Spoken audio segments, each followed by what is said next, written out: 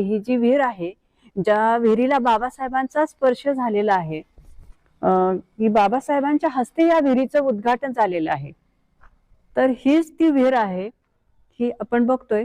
ह्या विहिरीला अजूनही छान असं पाणी आहे. इथलं पाणी प्राशन पितात, मोठ्या आनंदाने लोक पाणी पितात. की हेच ते पाणी, हे बघा, ही विहीर आहे. ह्या विहिरीला पाणी लागले आहे, पाणी पितात. ह्या विहिरीला कितीतरी चारी बाजूला 4 रहाट आहेत. तर रहाट का पोहरा म्हणतात माहित नाही, पण हे बघा 4 ठिकाणी म्हणजे 4ही बाजूनी तर ही अशा प्रकारची विहीर आहे ही आपण बघतोय.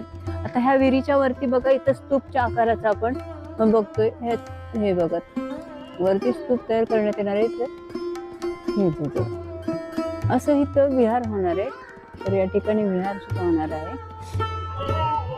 तर जी ही विहीर आपण बघतोय